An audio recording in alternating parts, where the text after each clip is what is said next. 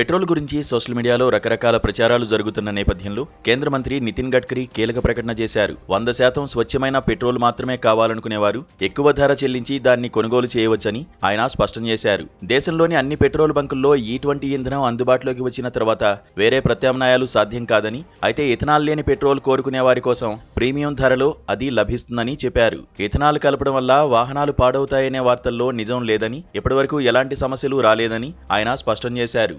Social మీడియాలో వస్తున్న పుకార్ల వల్ల వాహనదారుల్లో ఉన్న ఆందోళనలను తొలగించడానికి Indian oil, Bharat petroleum, Hindustan petroleum వంటి ప్రభుత్వ రంగ చమురు సంస్థలు దేశవ్యాప్తంగా పెట్రోల్ బంకుల్లో ఇంధన నాణ్యత తనిఖీలను మరింత ముమ్మరం చేశాయి. ఇంధన నాణ్యతపై ఏవైనా ఫిర్యాదులు ఉంటే నేరుగా బంకుల్లో లేదా కస్టమర్ కేర్లో నమోదు చేయాలని, సోషల్ మీడియా పోస్టులను నమ్మవద్దని చమురు సంస్థలు కోరాయి.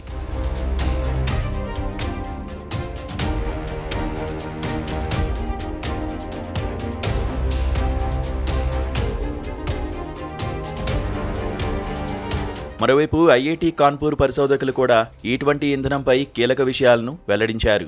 ఈ20 పెట్రోల్ వల్ల వాహనాల ఇంజన్లకు ఎలాంటి నష్టం వాటిల్లదని, తుప్పుపట్టడం లేదా ఇతర సాంకేతిక సమస్యలు తలెత్తుతాయి అనడానికి ఎలాంటి ఆధారాలు లేవని ఐఐటి కాన్పూర్ మెకానికల్ ఇంజనీరింగ్ విభాగానికి చెందిన పరిశోధకుడు ధ్రువరాజ్ కర్నా స్పష్టం చేశారు. విస్తృత పరిశోధనల తర్వాతే ఈ విషయాన్ని నిర్ధారించినట్లు ఆయన తెలిపారు.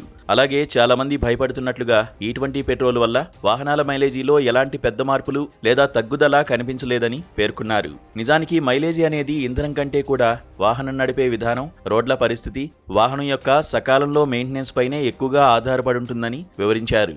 ఇప్పటివరకు జరిపిన అన్ని పరీక్షల్లో ఇంజిన్ మన్నికపై గానీ, వాహన వేగంపై గానీ ఈ20 ఇంధనం వల్ల ఎలాంటి ప్రతికూల ప్రభావం పడలేదని పరిశోధకులు తేల్చి చెప్పారు. కాబట్టి వాహనదారులు ఎలాంటి భయాందోళనలు చెందాల్సిన అవసరం లేదని స్పష్టమవుతోంది.